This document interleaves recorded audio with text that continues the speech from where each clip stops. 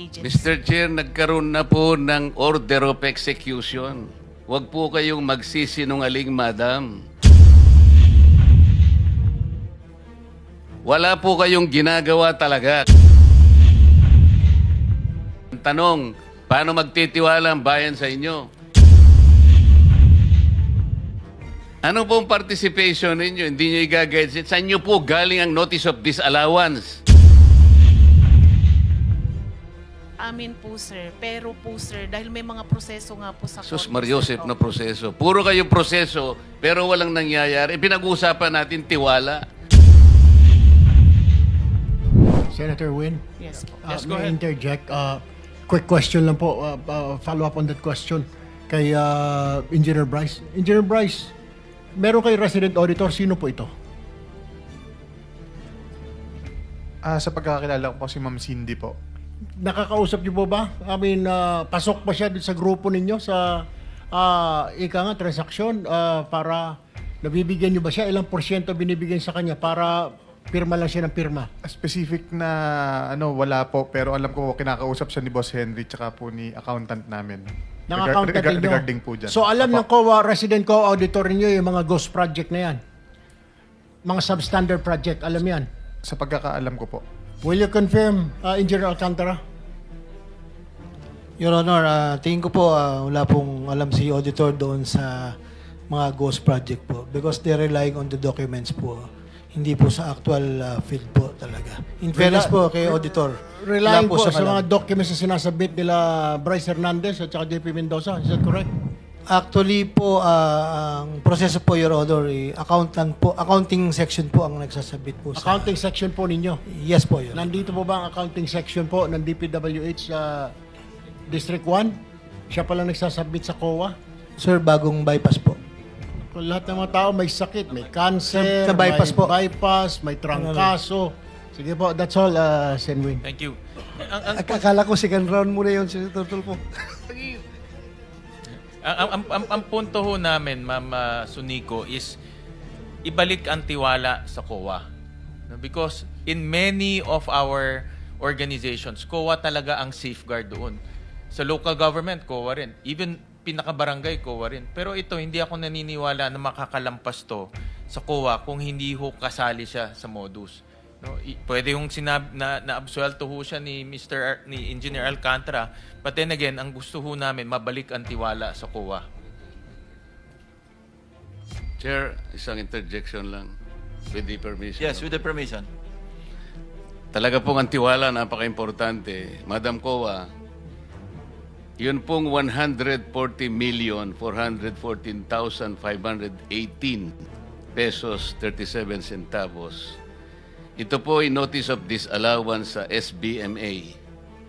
Noon pong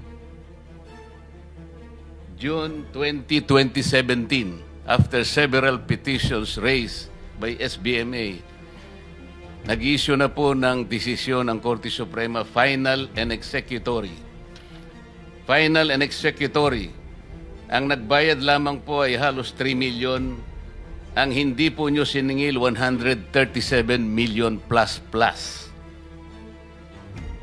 Wala po kayong paliwanag bakit hindi nyo kinolekta. Final and executory coming from the Supreme Court.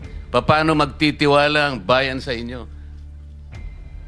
Sir, ang mga ngolekta na po doon ay yung implementing agency po. Sa case po ng na-mention nyo is the SBMA. Ngayon po, sir, dahil final and executory na, mag-i-issue po yung, kung umabot po yan sa Supreme Court, mag-i-issue po ng COA Order of Execution. And based po doon sa COA Order of Execution, maniningil po yung implementing agency. Mr. Chair, nagkaroon na po ng order of execution. Huwag po kayong magsisinungaling, madam. Wala po kayong ginagawa talaga. Kaya yung pagtitiwala, sinabi na nga ni Senator Sherwin, importante, lahat na po nandun eh. Mag-execute na lang kayo, sisingilin nyo na lang 137 million, pero hanggang ngayon hindi pa nyo ginagawa. Ang tanong, paano magtitiwala ang bayan sa inyo? Sir, hindi po talaga si COA ang maniningil, sir. Yun pong implementing agency po at iyan po ay i-remit nila sa Bureau of Treasury. Ano pong participation ninyo? Hindi nyo i-guide. Saan nyo po galing ang notice of disallowance? Amin po, sir. Pero po, sir, dahil may mga proseso nga po sa Sus korte, Mariosep sir. na proseso. Puro kayong proseso, pero walang nangyayari. Pinag-uusapan natin tiwala. Yes, sir. Opo, yun naman po kasi ang nasa proseso, sir. Hindi po si COA talaga ang maniningil, sir. Wala kang gagawin para sabihin mo sa SBMA, meron kang prerogative, meron kang power na sabihin mo, mangolekta ka. Nag-issue na kami ng order of execution. Huwag mo sasabihin ang proseso. Yes, sir. Kaya ma'am, ang problema pa ho, post-audit. No? Ibig sabihin, bayad na. Diba ho? So kung hindi nyo madidetect ho yan, bayad lang sila ng bayad, bayad lang ng bayad, bayad lang ho ng bayad. So ganun ho nangyayari ngayon, bayad lang ho ng bayad. Kahit na ghost projects, bayad ho ng bayad. So, Mr. Chairman, allow me to move to another topic. And this is the topic of yung unprogrammed funds. No? So I want to gusto ko sana magtanong sa DBM kay Yusek Toledo.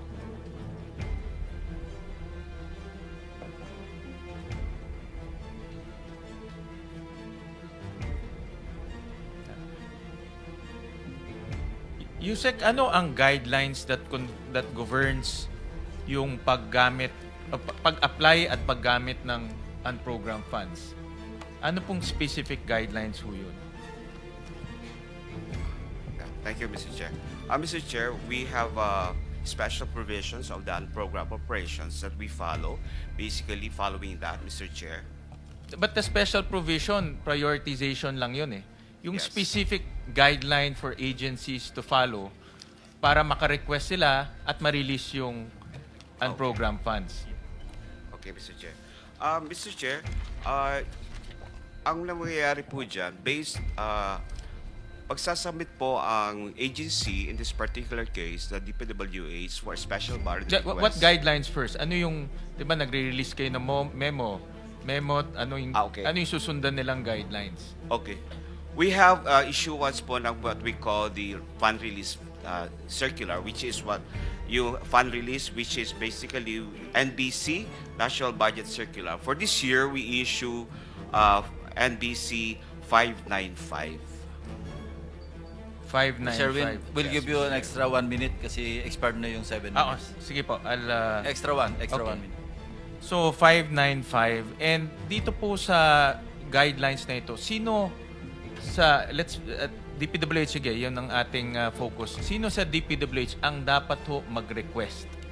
The head of the agency, Mr. Chair, which is Secretary Bonoan, and even in the past, we have also some records to show that we have a request coming from the agency, Mr. Chair. So, all requests should be signed by Secretary Bonoan. Yes, Mr. Chair. Okay. And ano ang mga, for infrastructure projects, ano ang mga supporting documents ang kailangan? Ano ang requirement and supporting documents? Of course, with the special budget request, doon sa po based on our charter, meron po tayong sinasabi budget execution document, which basically submission of financial report, the disbursement program, the physical program, Mr. Chair. So BED 1, 2, 3 plus other documentary requirements, Mr. Chair. And kailangan rin, kasama rin dito yung shovel readiness. Of course, Mr. Chair, kasi that will also sort of importance po na kailangan po ma-justify nila that the program or project that's being requested is ready for implementation. So, dapat yung submission nila for request for unprogrammed funds, shovel ready siya. Yes, Mr. Chair, based on the plan, yes. Okay, and then through the evaluation, i-evaluate nyo yun, and who is the approving officer to release the fund? The program operation is being approved and signed. The release document is being signed by the Secretary. So, all projects ng unprogrammed, dapat shovel ready. And when nakita ko doon sa inyong memorandum circular, ang definition ng shovel ready, may feasibility study, may plano, may detailed engineering. Tama po ba? Lahat na yun, all those coordination with the local government. Yes, Mr. Chair. Okay. because narinig ko rin kay Secretary Vince Dizon last time na in all of his, almost all, na mga flood control projects, walang plano. Sinabi niya yun. At least, halos lahat ng nakita niya, walang plano. Nakita niyo ba itong mga sinasubmit sa inyo ng DPWH? Nakita niyo mismo may plano, may feasibility study, and kompleto lahat yun? Mr. Chair, what is being submitted to us is yung ano nga po, as mentioned to you, yung budget execution documents. But yung as far as the plan, that is, we leave it to the Department of Public Works and Highways, being the one who are responsible in determining the readiness of the projects, Mr. Chair. Yeah, but do you ascertain? Kasi meron kayo ditong mga meron kayong mga grupo na chine-check mabuti yung submission sa inyo kung shovel readiness na eh. Diba, Sir Tuwin, kindly wrap up. Yes, Naka Mr. 2 minutes ka pang extra. Sorry, Mr. Chairman. Well, Mr. Chairman, ganito na lang. Just submit to us yung mga documents na sinabit sa inyo ng DPWH.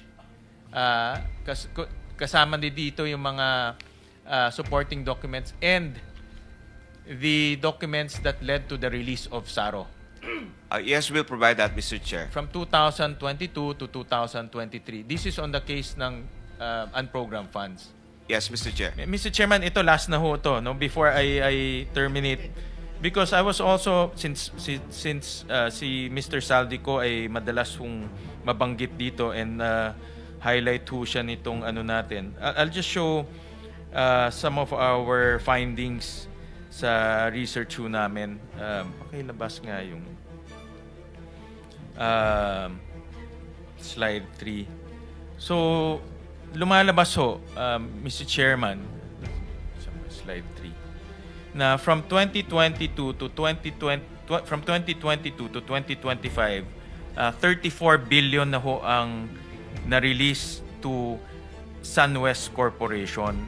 And ito hong data, sinabit ho sa amin to ng DPWH kung ano po yung mga projects na na-release na sa SunWest Corporation. At tinignan ho namin at which process of the budget nakapasok ho yung mga projects. Makikita ho natin in 2023, 1 billion nasa unprogrammed appropriation. In 2024, 3.2 billion nasa unprogrammed appropriation. But makikita rin ho natin from NEP to GAB to GAA saan mapasok yung mga projects na na-award po sa SunWest Corporation. Ang punto ho dito, 4 billion na award po sa SunWest Corporation galing sa unprogrammed appropriation. Yun po yung punto. Kaya important, kaya Which is not easy, no? Which is not easy Yeah. because mayroon guidelines ang DBM na dapat shovel ready. No? So tinignan rin ho namin yung isa pang corporation, Hightone Corporation, which is connected to Zaldico rin. Makikita ho natin dito na nagamit rin po yung unprogrammed appropriations to a tune of about 814 million pesos. So, pag kinonbine ho natin yung mga projects awarded to SunWest and Hightone, lumalabas po almost 47 billion pesos po. Hindi, lahat na ho yan, but sa unprogram, lumalabas is almost 6 billion pesos. Unprogram lang yun. Unprogram. Unprogram lang ho yun. Thank you. Yeah. Thank you for pointing that out. Thank you. Senator De La Rosa. Thank you. Before that, Senate President first. Before that, just one question, Mr. Chairman. Because I will be leaving shortly, I will be meeting all your wives. Spouses. Because there will be an oath-taking of the Spouses Foundation of the Senate. But speaking of the Senate, tatanungin ako sigurado ng mga asawa nila puro mga senador ang binabaril eh. Bakit ba, ano ba yung I want to clarify, Mr. Engineer Hernandez. Ano ba yung sinasabi ng abogado mo merong 6 na senador kang babanggitin? Ano ba yun? Your Honor, ang banggit niya po siguro yung laman po ng computer ko. Actually, may mga congressman po na nandun na hindi po senador yung laman ng nung computer ko. So fake news yun, ha? May 6 na senador na nunumrahan mo daw. Mga congressman yung nasa computer mo. Yes, yung nasa computer ko po, congressman po. Okay, thank you. So fake news nga. O, naligaw si Raymond. Diba? Anyway, basta yung ating media, ingat naman tayo sa mga fake news. Kanina umaga, may napanood na naman akong fake news tungkol sa sarili ko. Hindi ko alam na nangyari yun eh. Mr. Senate President, I agree with you kasi maraming mga insinuations, nabanggit, Senator Sherwin Gatchalian, Senator J.B. Ejercito, kung sino-sino na lumalabas na pangalan. That's why we need to clarify kasi ikaw ang kinukote ng lawyer.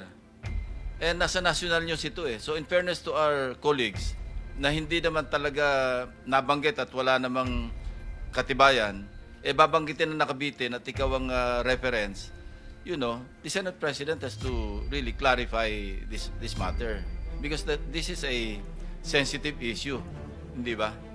Imagine, Senate Finance Committee, biglang sasabihin ng lawyer mo na, of course, he did not name names, ano?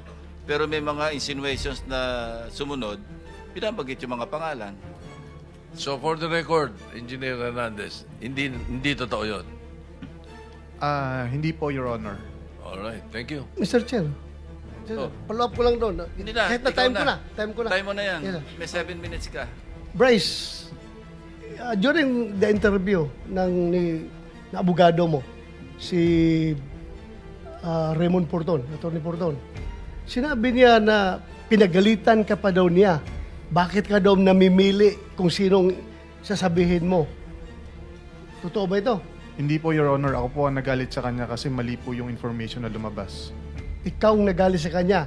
Hindi naman po. Pero sa Pinagsabihan interview ko po niya, siya. sabi niya, pinapagalitan ka niya dahil namimili ka lang kung sinong ilalaglag mo. Hindi lahat sinasabi mo. Hindi po, Your Honor. Ako po nagsabi kay Attorney Fortune na wag naman maglabas sa information na wala pa naman tayong ebidensya. So sa ngayon, pinalitan mo na si Atty. Porton o siya pa rin? Siya pa rin po, Your Honor. Oh, siya pa rin. Tapos hindi kayo magkakaintindihan. Ano ba ito?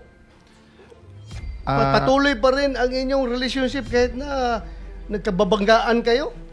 Sinabi ko naman po na pag inulit niya pa po, hindi ko na po siya ko-consider, Your Honor.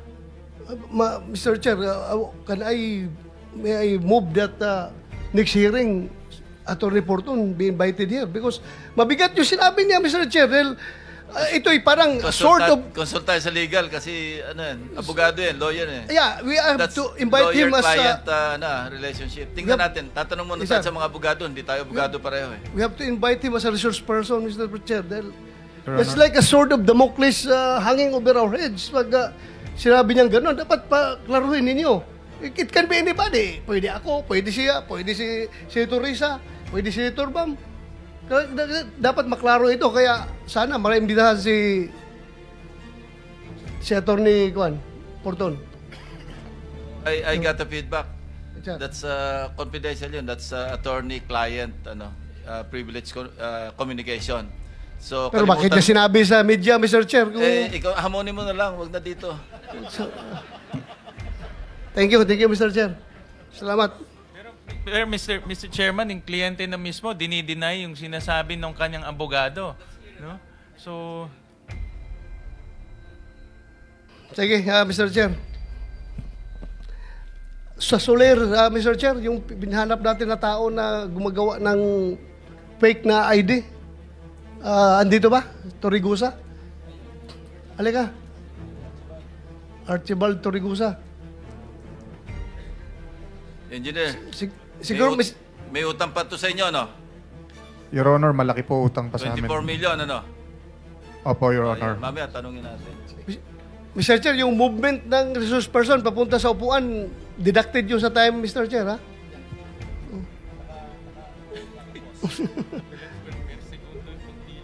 Kaya ka.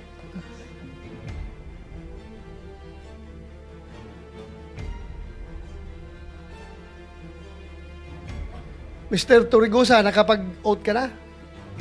Kanina? Opo. Ikaw ang tinuturo na gumawa ng fake na ID dito sa kay Engineer Alcantara at Engineer Bryce Hernandez. Is it true? bago ko po sagutin, magandang araw po sa inyo, Mr. Chair. Diretso na kasi maubos yung time ko. Sagot ka kaagad. Ano po, hindi po akong gumawa or nagpagawa po ng mga Sino? IDs po nila. Ako po ang sinamahan ko lamang po sila sa membership counter upang magpagawa ng mga cards nila ng membership.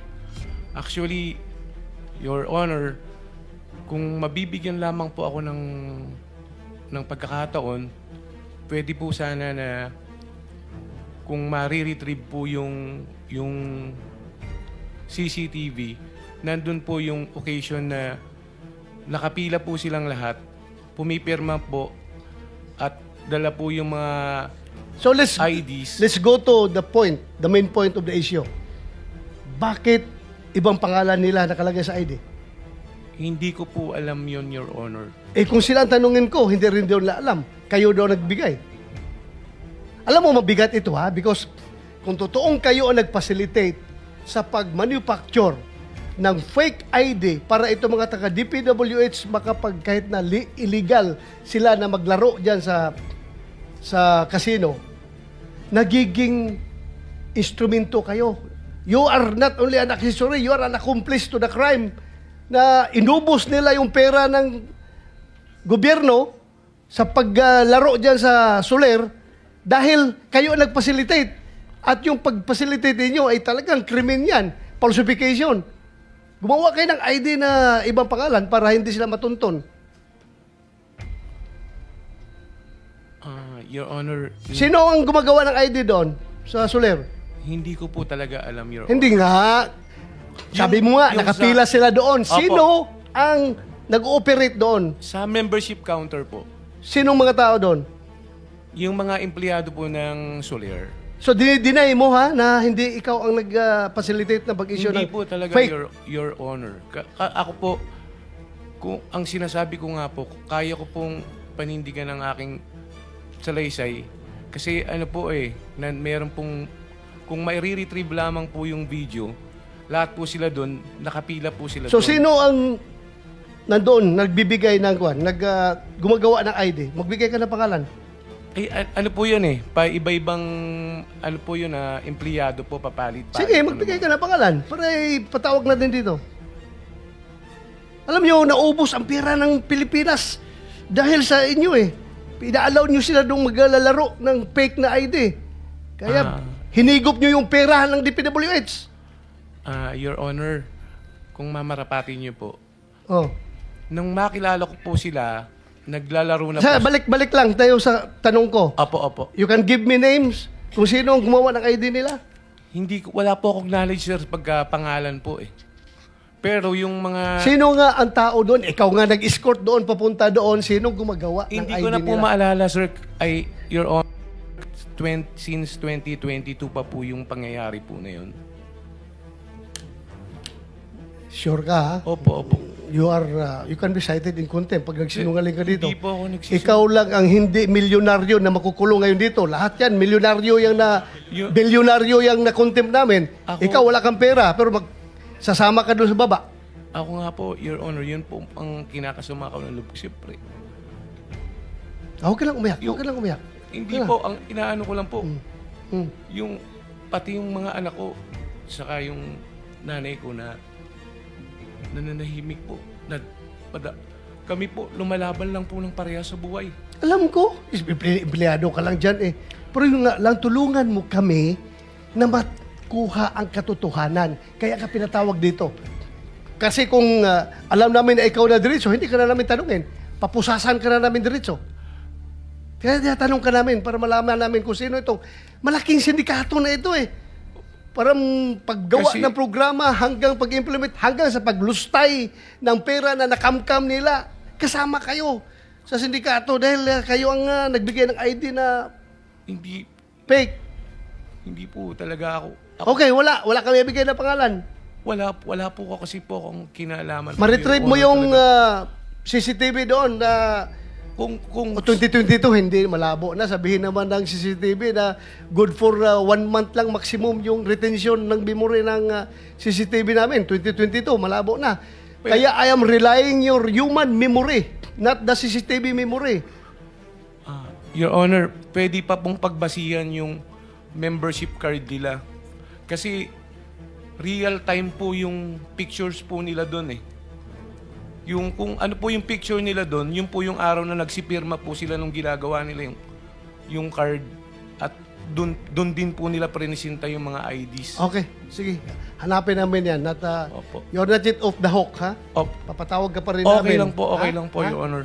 Maraming Thank you. salamat po sa pagbibigay nyo na po ng Salamat. chance sa akin po. Mr. Ronald, Yes, sir. paano kayo nagkakilala ni na Bryce? Yun po yung meron pong insidente po sa Soler na pagbaba ko po ng hapon is meron po kaming players. Naglalaro po sila sa ibang tables, maingay po sila, masaya po sila. Ngayon, ang pagkakasabi po sa amin, sila po ay mga sabungero at mga kontratista. Ngayon po, si Mr. Loren Cruz, may nakakilala po sa kanyang tiga sa kanila, which is pinakilala lang po ako kasi mu-order po sila ng pagkain, na-decline po sila. Kaya po pumasok yung point na yung pagpapa-member po nila. Pinaliwanag ko po sa kanila na yung kung ano po yung pribilehiyo pagka magiging member ka po ng isang casino po. Meron ka pong makukuha na libre pong pagkain, na libre na inumin, na libre na hotel rooms. Basta po naglalaro ka. Sayang naman po kasi kung naglalaro po sila, ma-accumulate po nila yun, makakakuha po sila ng libreng... Kailan yan? Nung October way back 2022 po, kung matatandaan ko po. Mr. Chair. Opo. Pasensya na po kayo, Mr. Chair. Continue. Opo. Ito po ang aking salaysay na Sige. Gaano kahaba naman yung salaysay mo? ay ano lang po ito, 3 page lang po. Sige, okay. Po. Kasi Ronald, hindi naman naka-charge sa'yo. Hindi naka-charge sa akin, sir, ha? Sige. Tuloy. ako si Archibald de los Reyes Torregrosa, may hustong gulang Filipino na ninirahan sa 2203 P. Florentino Street, Sampaloc, Manila. Matapos mabatid ang aking mga karapatan sa ilalim ng umiiral na batas at nanunumpa ng maayon sa batas at malayang kusang loob na nagsasalaysay. Ako po ay nagsasalaysay ng buong kusang loob upang klaruhin ang aking pangalan at maglahad ng pawang katotohanan lamang base sa aking personal na kaalaman. Sabit mo na lang yan, yung may sustansya na lang pag-usapan natin. Paano kayo nagkakilala, paano umabot sa nag-apply ng membership card.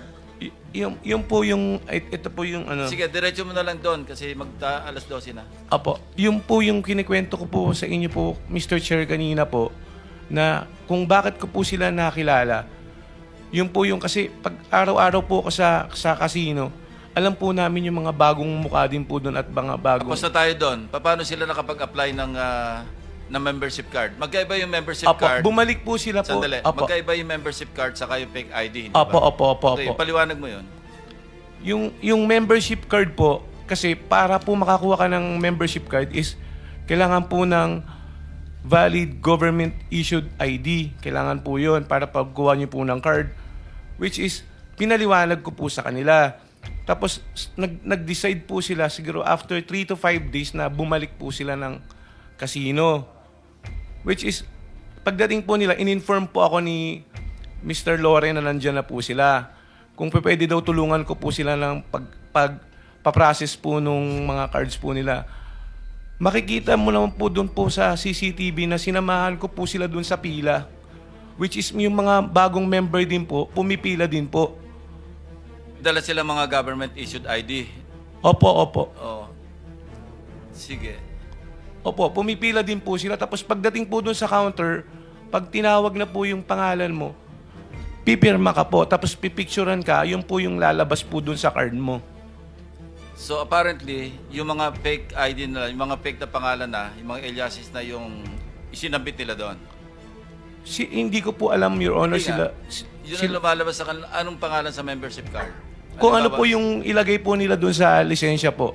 Or kung ano po yung mga valid issued government IDs okay. na... So ibig sabihin, wala kang kinalaman doon sa kanilang mga fake ID, yung government issued ID like driver's licenses, Wala kang kinalaman doon kasi pagbalik nila, dala na nila yon. Opo, opo. Thank you. Your Honor. Thank you, Mr. Chair. I would like to go to DBM. Yes, Mr. Chair.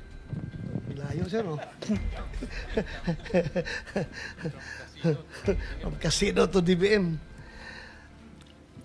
Ako'y nagtataka kung bakit ganito na lang ka powerful si Saldico na siya na ang chairman ng Appropriations Committee ng House at the same time para na rin siyang secretary ng DBM at the same time para na rin siyang secretary ng DPWH. You know why? Kasi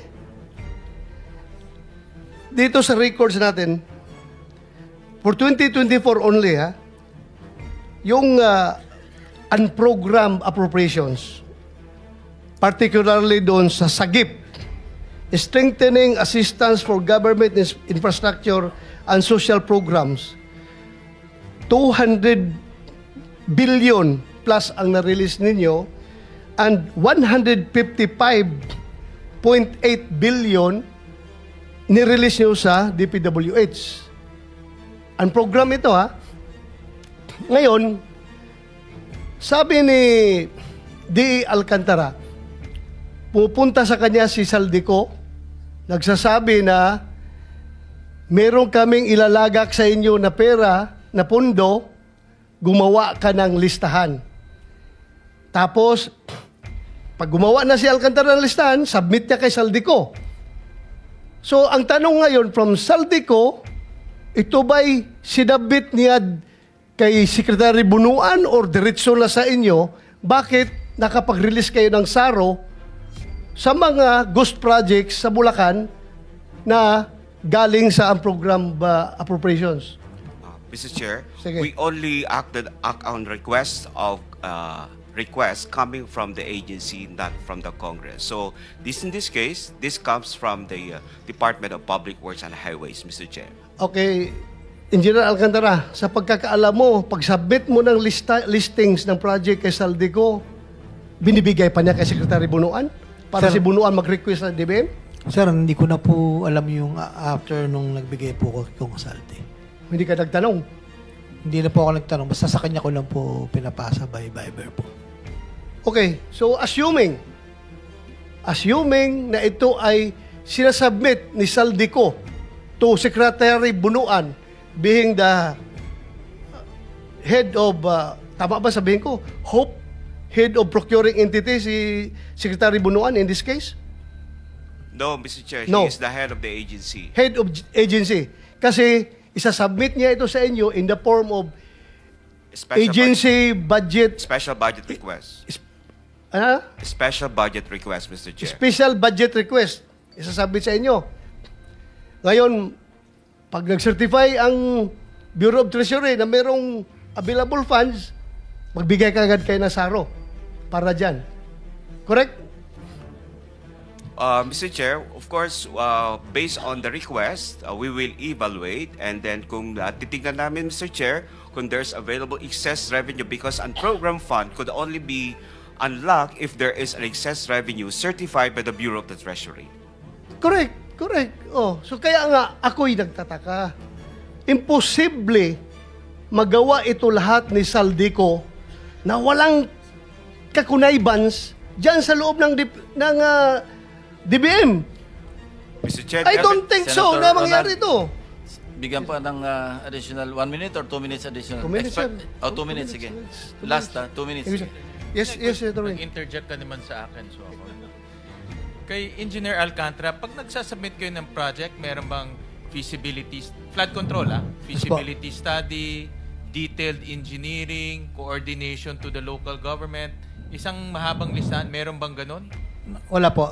Just title and amount po. Actually po, nanggagaling po sa mga sections dahil may mga identify na po kaming location, mga karuktong po ng mga nasimulan. So walang feasibility study? Meron pong bayan na meron na pong feasibility.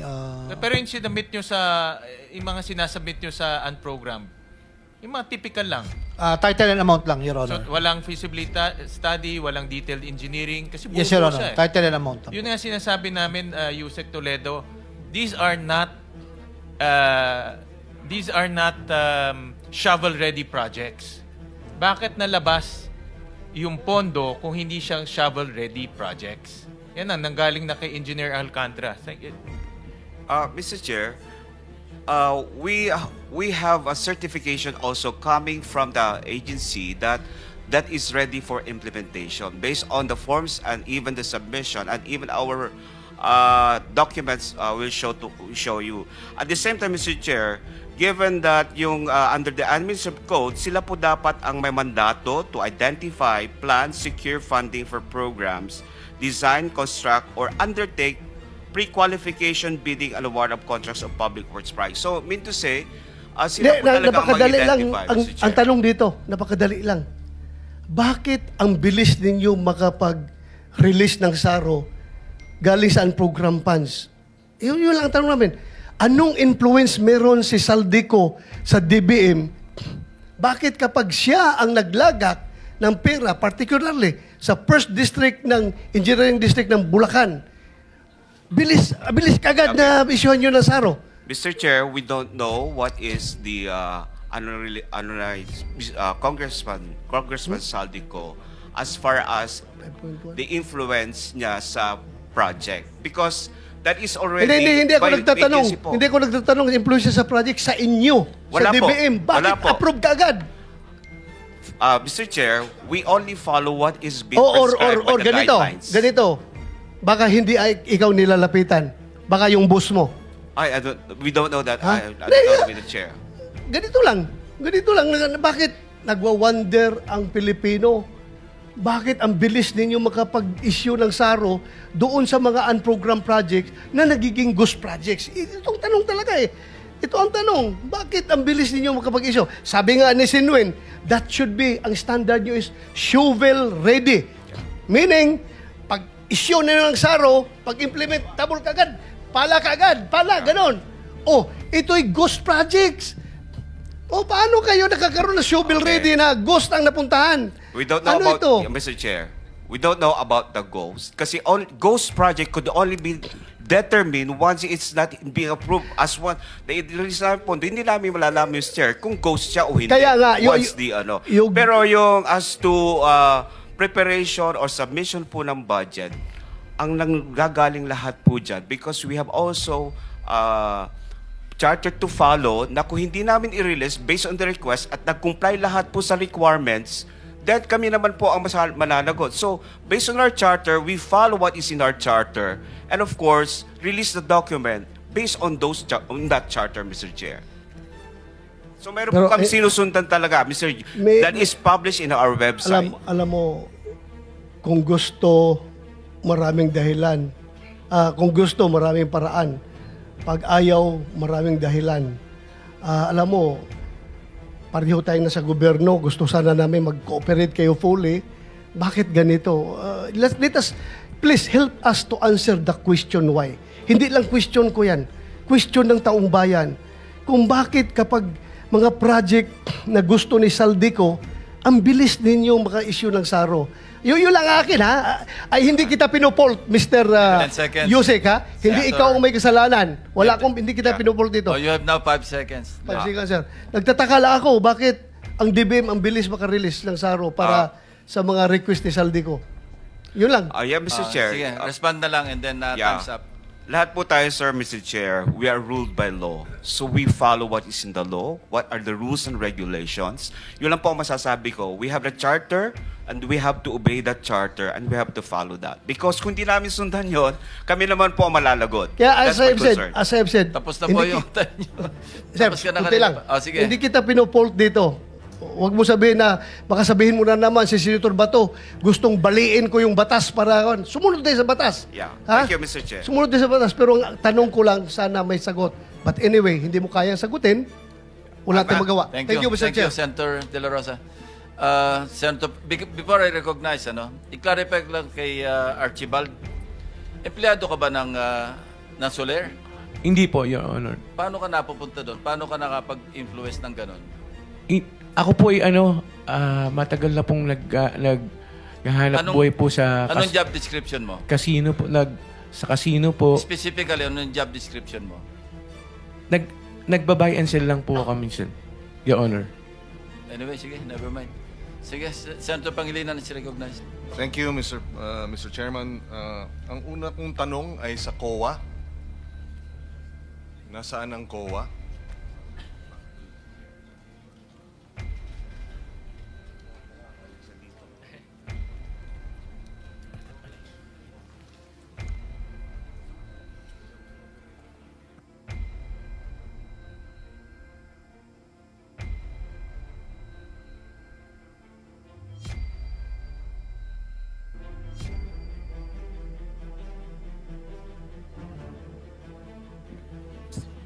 Ms. Sunico, you are from the COA?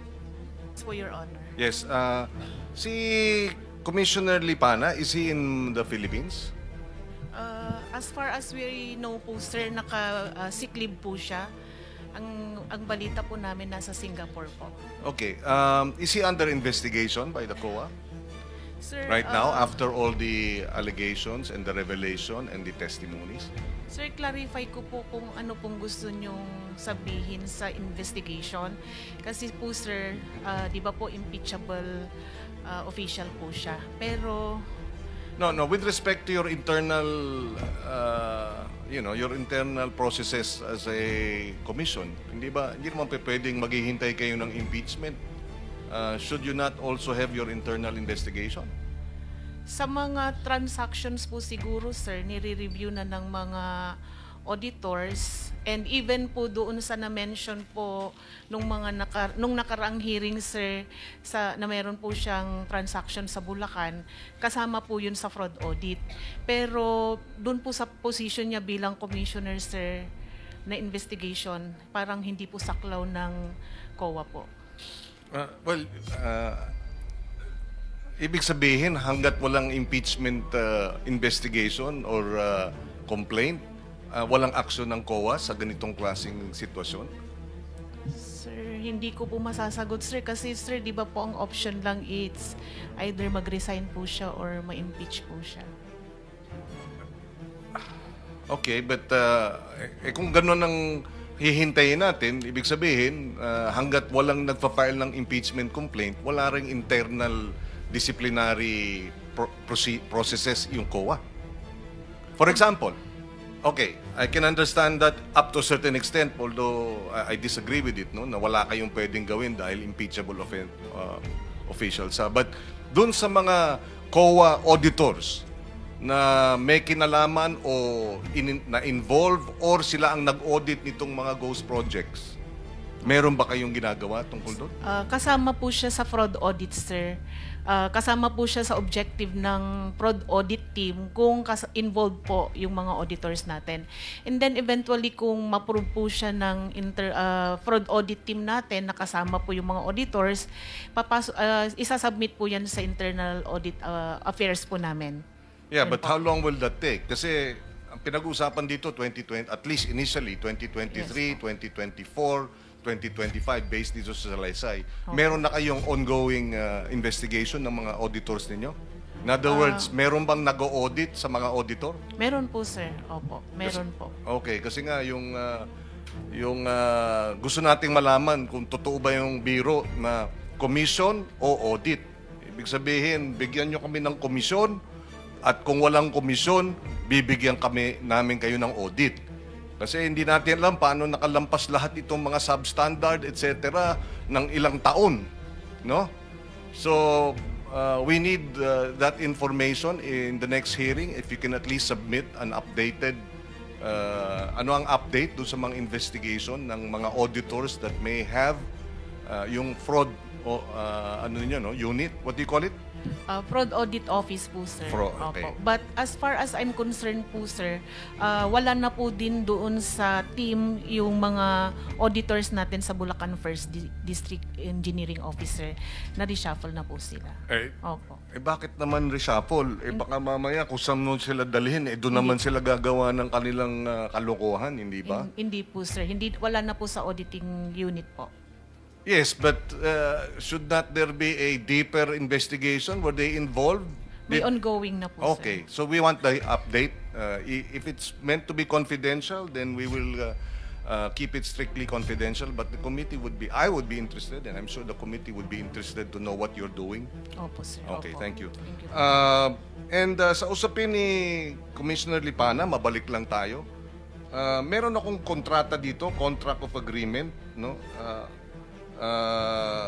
Department of Public Works, no?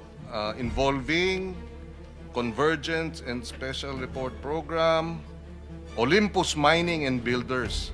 Siguro, Mr. Chairman, I will turn this over to the committee because interesting enough, ang asawa ni Mr. Commissioner Lipana, ang ginagamit niya doon sa kontrata is her maiden name. Olympus Mining and Builders Group Philippines, represented by Marilu G. Laurio. So mukhang merong concealment, no? Dahil alam niyang asawa siya ng isang commissioner, hindi siya pwedeng kumontrata dahil may conflict of interest. So dito nakalagay Marilu G. Laurio and she signed it, no? Pinirmahan niya. Authorized Managing Officer. Ganun din sa, ayan, Olympus Mining. Marilu Laurio, name and signature of contractor's representative. No? So maybe we should also invite Miss... What is her name? Laurio or Lipana, also known as to the committee for the next hearing, so that she can shed light as to these contracts, Mr. Chairman.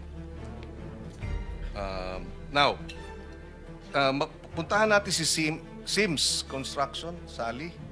Sabi mo, ikaw ay nagwi-withdraw ng sa Malolos, Bulacan, Land Bank. Yes, Your Honor. Magkano wini-withdraw mo? Kasi, Your Honor, hindi na, halimbawa 457, kung ano lang po yung available that day, hati-hatiin po yun. Magkano nga yung isang transaksyon? 50 million? 10 million? 100 million? Cash. Wini-withdraw mo ng cash. Yes, Your Honor.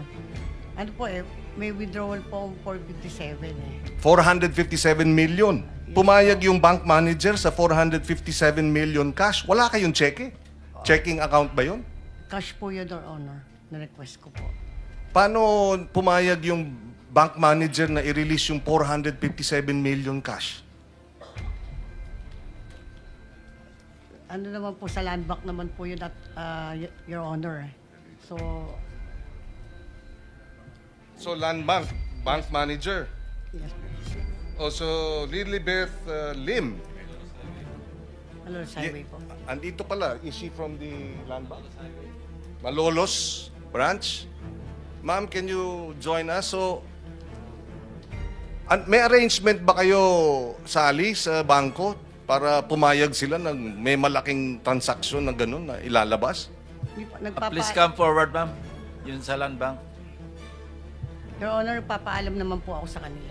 Bawa na po, may withdrawal po akong gano'n. So, hindi naman po agad-agad yun ibibigay. May mga araw po yun na sasabihin na kasi kinukuha pa daw po nila sa ibang... Kaya nga. Opo. Pero pangkaraniwan, yun yung pinakamalaki. 457 million isang araw. Teka po. I-recall ko lang po ulit sa... Ano ang pangkaraniwan? Tanong ko po sa 50, 70 million? Mga minsan po kasi kalahati, minsan 200. Million? Opo. Minsan po 150. Depende po sa ano po, kung ano po yung... Kay Mr. Diskaya, ganun din ba? Meron kayong account sa land bank? Yes, Your Honor, meron po. Tapos dinideposit sa inyong account sa land bank yung pondo ng DPWH? Your Honor, ano po, LDAP po. LDAP.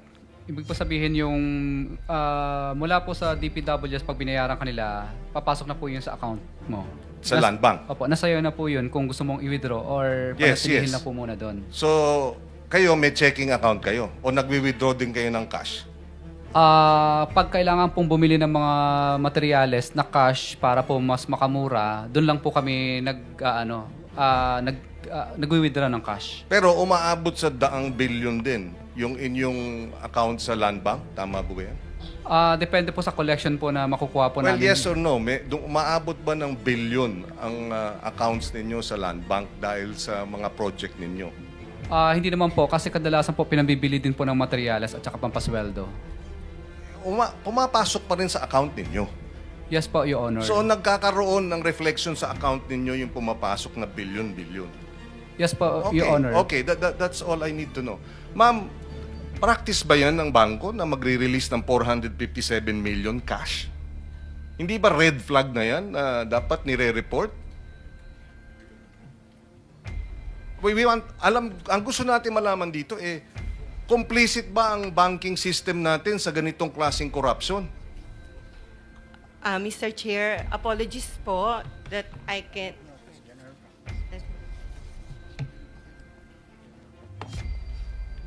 Kindly stand up, ma'am. So you can administer your oath. Do you swear or affirm to tell the truth, the whole truth, and nothing but the truth in this proceeding? Yes po. Thank you. You may take your seat. Please proceed.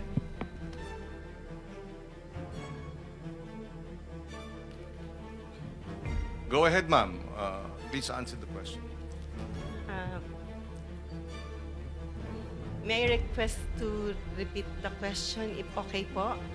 Apologies po. Yes. Mr. Chair. Ganun ba ang patakaran? You can have 457 million pesos cash released as a bank on a single day, and wala ba, di ba red flag na yan? Di ba dapat nire-report na yan? We want to know if the banks are complicit in this the illegal transactions using government funding. You're land bank, di ba? Yes. The land bank is, once the transaction is more than 500,000, it will be automatically captured by the system and be reported as covered transaction report. And it's that's automated po once it is over 500,000. That's all you do? At first, that is what we Yeah, are that's the law, doing. but Yes. that's all you do. Wala ba kayong know your customer? Nagwi-withdraw ng 457 million, okay lang? We have, report lang na over 500,000? We have due diligence and KYC as well upon opening of the account po, Mr. Chair. So how did this happen?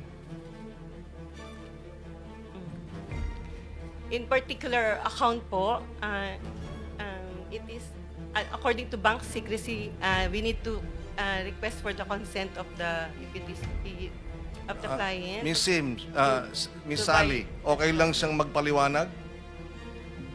Under the bank? Yung paalam lang po ako sa attorney. Waiver of your rights to under the bank secrecy law. Yes, Your Honor.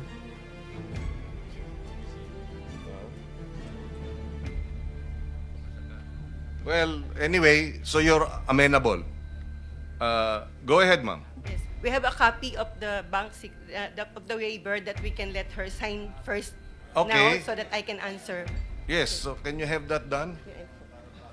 Well, while we're waiting for that, what we want to find out is paano nangyayari na 100 milyon, kalahating bilyong piso, parang pikit mata ang ating banking system. Senator Pangilinan, for the information of the body, meron tayong kopya ng lahat ng ledgers ni Sims, ano? Ito, yung binabanggit yung 457 million, 2 araw po ito eh. Natig po 457 million, March 24, 2025.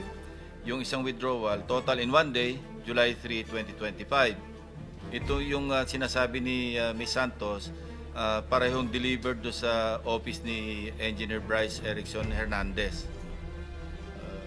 Marami po rito, ibibigyan ko kayo ng kopya. Yes, thank At, you. i-reproduce natin. Marami po, merong withdrawal na 180 million, may withdrawal na 141 million, withdrawal na 299 million, withdrawal na 65 million. Puro isang araw ito. Tsaka puro cash. Puro cash ito, cash. Bakit hindi cheque? O manager's check? Bakit walang patakaran ang bangko na, teka muna, kasi pag may cheque, meron ding paper trail. Kaya cash. Kaya 500 million cash sa loob ng 2 araw. Hindi napapansin ng ating government bank pa ho ito. At most likely, alam ninyong government funds yung binayad doon sa kliyente ninyo. Senator Kiko, bigyan ka namin ng additional 2 minutes. Yes, please. Thank you. Thank you. Go ahead, Ms. Lim.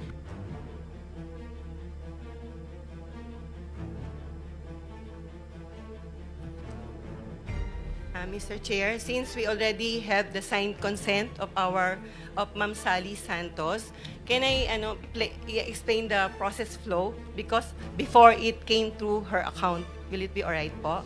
Okay.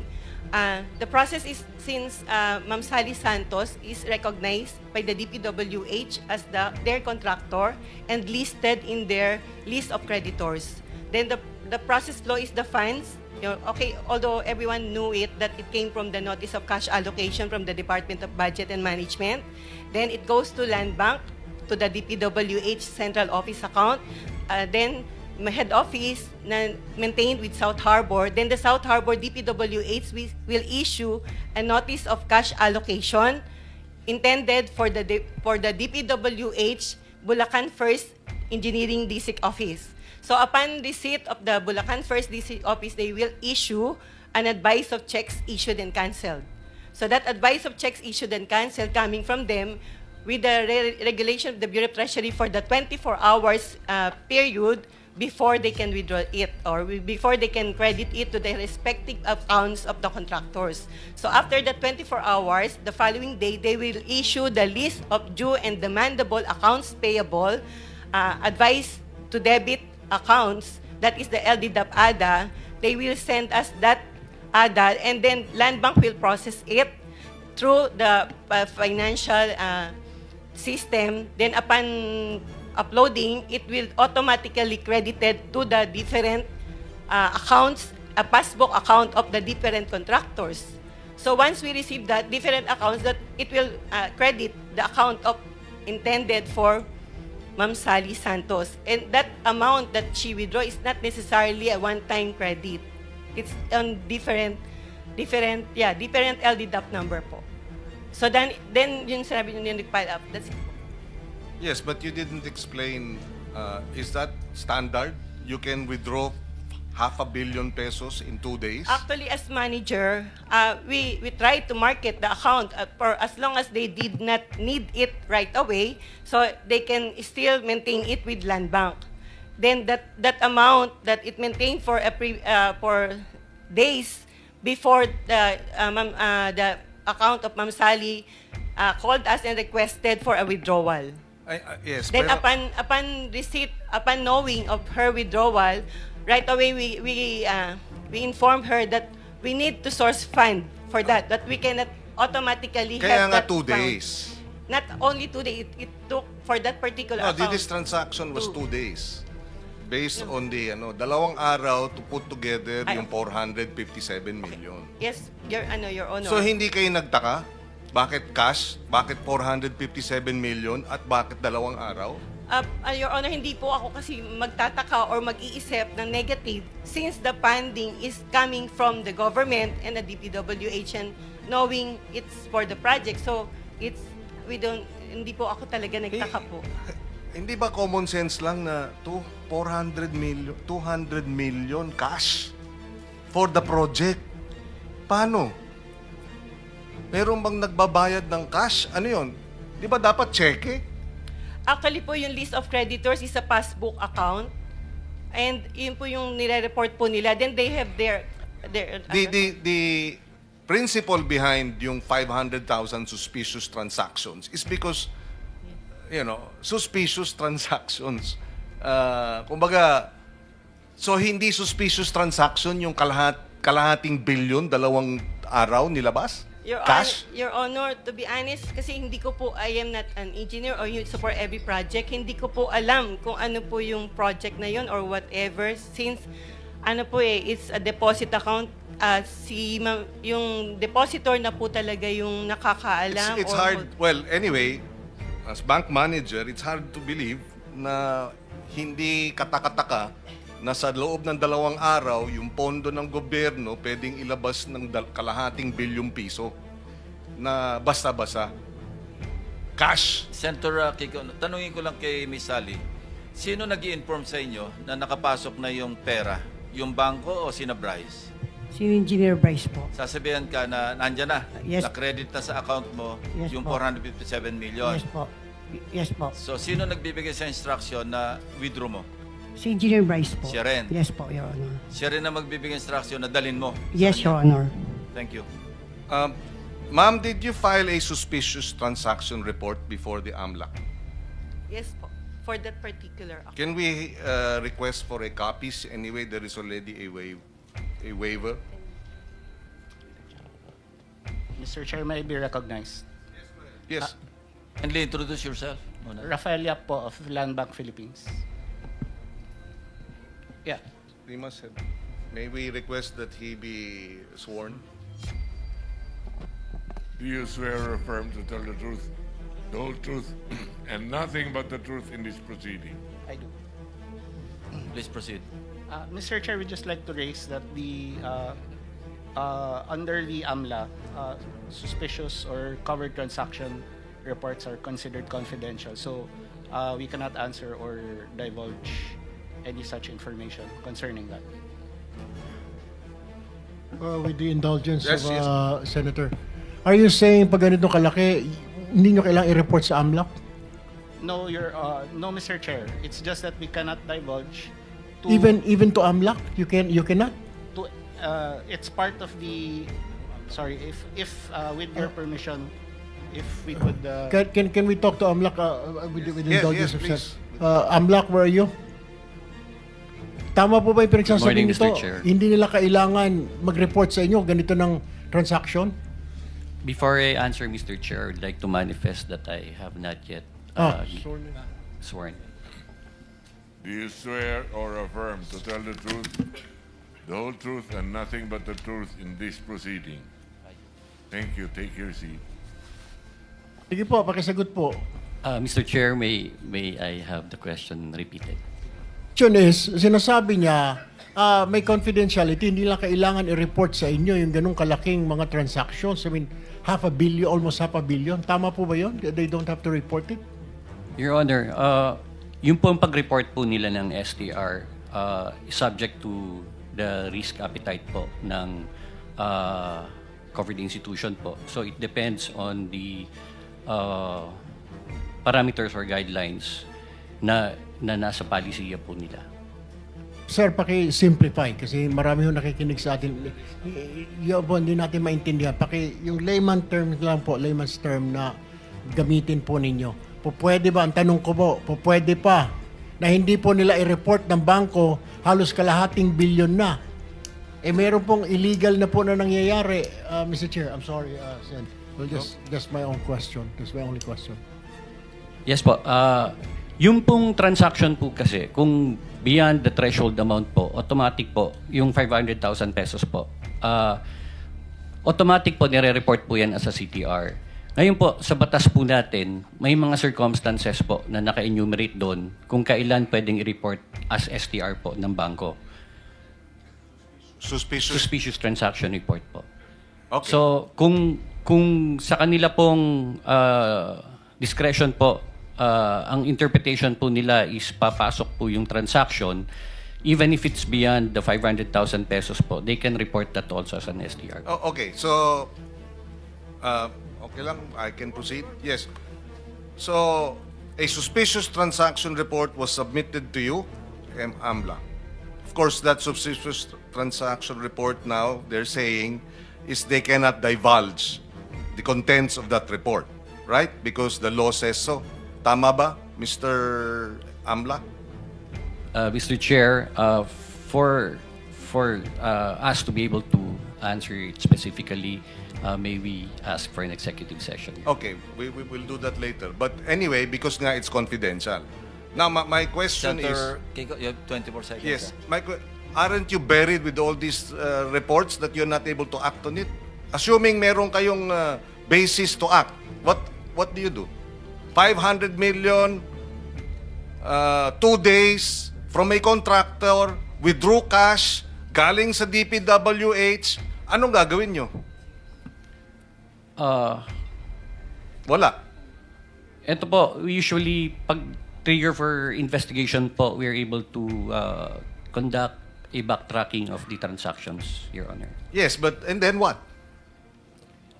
If it is related to an investigation of an unlawful activity, Your Honor, we make use of it as part of our case build-up.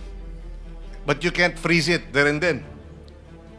Hindi po, Mr. Chair. Chair, isang Thank you, interjection Senator, lang, Chair, kung isa lang. So Yes. kulang ang batas. You're saying kulang ang ngipin ng anti-money laundering law in this regard? Just the last question. Because kung ganon, ayusin natin yung anti-money laundering law. Pagka may ganyang mga sitwasyon, dapat proactive yung bangko. Sila mismo tatawag sa inyo, hindi lang magpa-file ng report. May problema po rito, kayo na po ang gumawa ng aksyon. Di ba? If you're given that opportunity, would you avail of it, given that the law provides for that? Of course you would, right? Ma'am, DB... You may answer. Thank you very much, Senator Kiko. Your Honor, at Landback, we have the authority, the department who's handling that particular transaction po. Kulang Thank you. ang batas. Thank you, Senator Pangilinan. Senator Erwin, but there's an interjection from Senator Marcoleta. Salamat, Mr. Chair. Nalito lang po kasi ako dahil nga tama naman po yung tinatanong ni Senator Kiko. Mahigit pong halos kalahating bilyon, wala pong plug. Kasi po, Mr. Chair, ako po ay nagbebenta noon ng lettuce. So, sabi kasi nung bibili sa akin, pinakamadali mag-deposit, mag-ano ka na lang ng account sa bank para deposit ko na. Sabi ko, kukunti naman yan. Para madali po, sabi niya. Sinubukan ko pong mag-deposit sa Metrobank na malapit sa amin. Siyempre po, yung parang marginal deposit, mga 10,000 pesos lang naman. Nireject po ako ng bangko sapagkat congressman po ako. Noon po ito. Meron po kayong acronym na 3-letter word, parang potential. PEP, Politically Exposed Persons. Ayan, ganun. Bakit po 10,000 lang pong ino-open kong account? Dahil congressman ako, kinakailangan po akong imbestigahan. Ito po, halos kalating bilyon, hindi ko po maintindihan. Nasabi ko lang po, Mr. Chair. Salamat po. Thank you, Senator Erwin, and then we'll go on break. No? We'll come back at 2 p.m. So, Two questions lang po, Mr. Chair. Kasi para po doon sa AMLAC, isa pong policy gap. Would you agree with me, sir, na isa pong policy gap ito na hindi pala uniform ang policy ng banks on how to treat transactions? Hindi pare-pareho? So, pag suspicious, hindi po? Parang normal yun dahil sa kuan sila? Yung circumstances, Your Honor, it is enumerated po, naka-enumerate po sa batas yan. So, ang interpretation po would be with the AML unit po nung covered person. So, kailangan po baguhin po yan, yung policy po na yan. Kasi something's wrong. Will you agree? Kasi nagagamit po eh. Never mind po, sagutin niyo lang po yan mamaya-maya po. Dito po na tayo kay Sir Orly Regala Gutesa.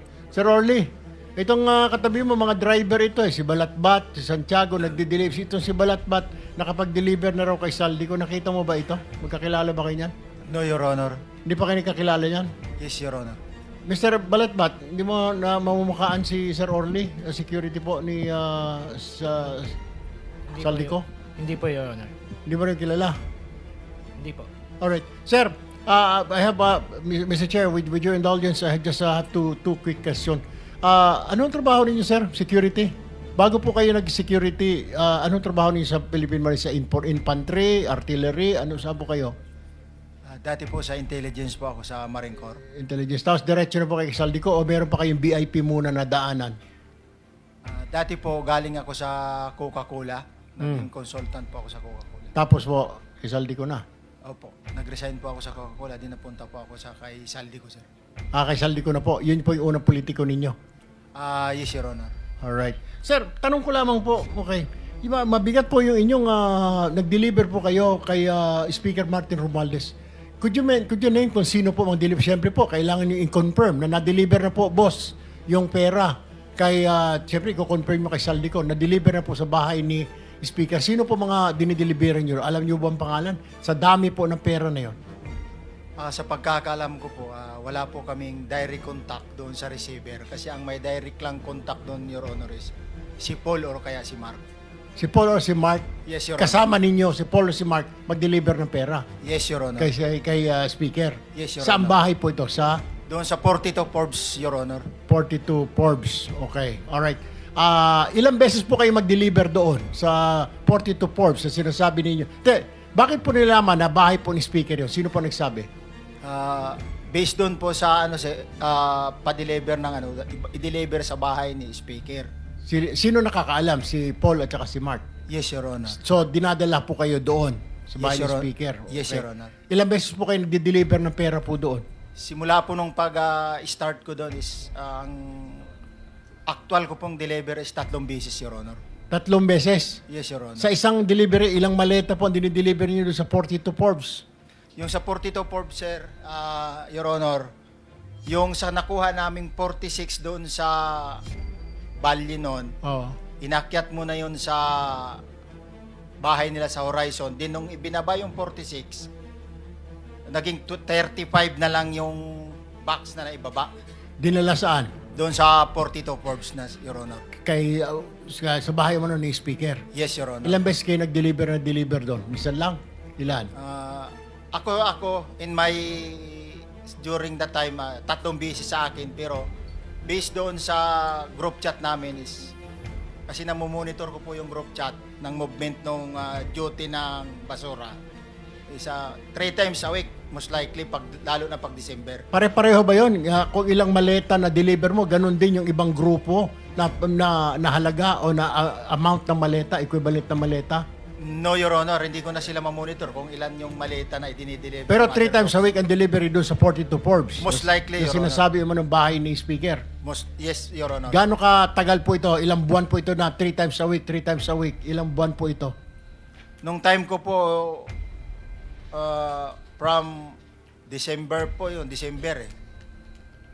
Hanggang nandoon po ako noon. Ganun yung... Kailan po yun? Kailan ba kayo malis? August 5 lang po. January, February, March, April, May, June, July, August. 8 buwan. Hindi po ako sure sa kung yung mga other month is... Pero 3 times a week, ha? Yes, Your Honor. 3 times a week, okay. Mr. Chair, my last question now with Engineer Bryce. Engineer Bryce, may pinag-ngangalandakan si Attorney Fortun na maraming senador ang sasabit dito. Pero ngayon, hindi mo pinapatutuan. Does this mean na fake news po yung sinabi? Mukhang fake news ang binigay ni Attorney Fortun, ng iyong attorney sa media. Kasi sabi niya po, 6 daw eh. Marami pang mga senador. Misunderstanding po yun, Your Honor, kasi dun nga po sa computer ko, congressman po yun nandun. Congressman, hindi senador. Opo, So, Your Honor. sinasabi mo ngayon, hindi naman yung 6 na puro mga senador yon. Hindi po totoo, Your So, Honor. fake news po yon.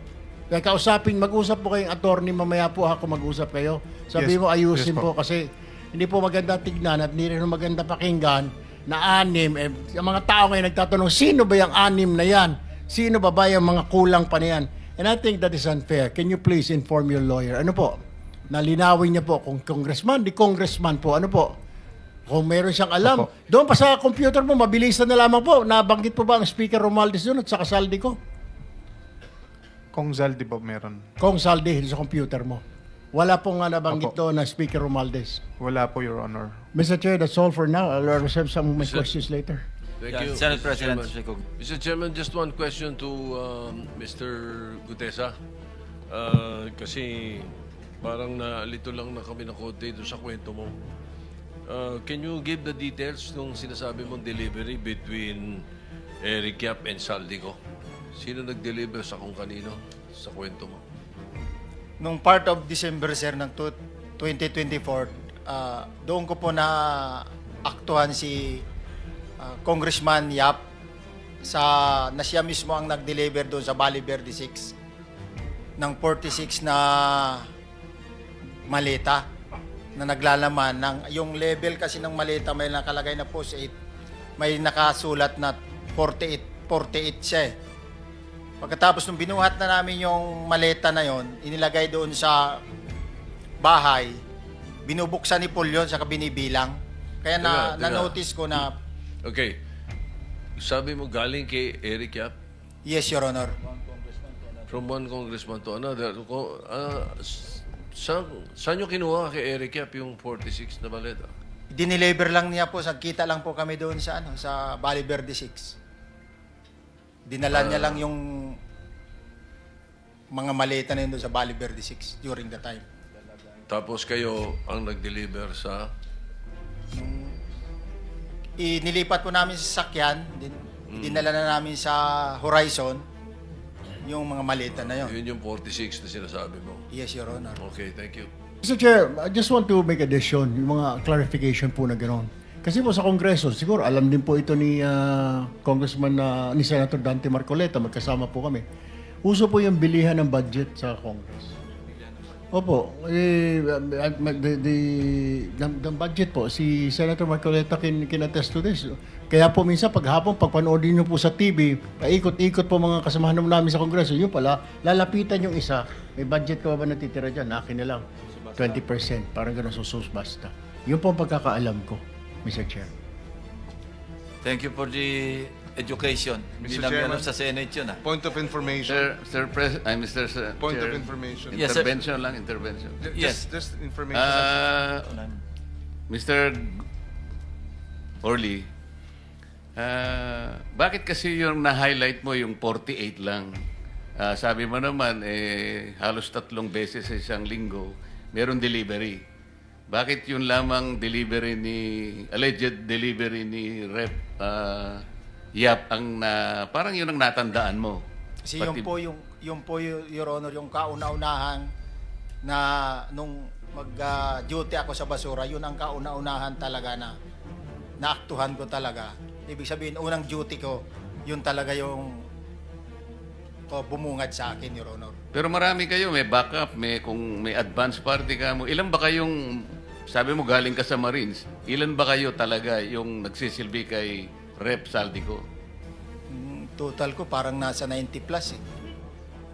So, kung 90 plus, meron ka bang natatandaan ng mga kasama mo? Mabilis lang, para makita natin na talagang nagsasabi ka na totoo. Sino-sino yung kakilala mo sa Marines? Sa Marines, mayroon. Sila Jubit Bunagan. Sige. Mark Bunagan. Alan Colisio. Maliban sa Marines, meron di bang ibang serbisyo? Halimbawa, police meron? Mayroon pulis sa 6 na galing sa PSPG. Kung sakasakali, meron nakakarinig sa mga kasama mo at sasabihin nila, mali naman ang sinasabi mo, tumarap sila rito. Kaya mo ba silang harapin? Yes, sir. Salamat po, Mr. Chair. Senator Pangilinan. Yes, yung Eric Yap ba na congressman, yun yung dating chairman ng Appropriations Committee? Tama ba? Wala po akong knowledge regarding sa kanya, basta Yes, Eric but Yap lang po yun. for the record, Eric Yap used to be chairperson of the Appropriations Committee in the House. Point of information. Thank you. Last na lang before we go on break. Anong specific duty assignment mo sa Philippine Marines? Anong unit? Sabi mo, intelligence. Ay, sir, sa MC2 ako dati, sir. Marine Corps Intelligence. Bakit? Authorized ba yung mga Philippine Marines na mag-serve as security escort ng civilians? No, sir. Sorry, sir. No, sir. During that time, sir, retire na po ako. Hinar ka bilang retired na Marine personnel? Ay, sir. Okay, thank you. So, Mr. Chair, in connection doon sa tanong mo, okay. Sinabi mo, 90 kayo na security ni Saldico? Most likely, ganun yung bilang, sir. 90? Ay, sir. 90? Ay, sir. Isang kumpanya na yan ng Marines kung tutusin. Yes, sir, pero 90 is the number. Napakarami. More or less, sir, more or less. Hindi ako exact sa number, but more or less. Talo si Senate President nito. Ilan lang bang gwardiya mo, Sir Senate President? Wala, 0. Ikaw nga ang mismo nagdadrive, no? Wala, basta kasama ko lang si 6 Hour, okay na ako. Sige, thank you, Mr. Chair. Thank you. So,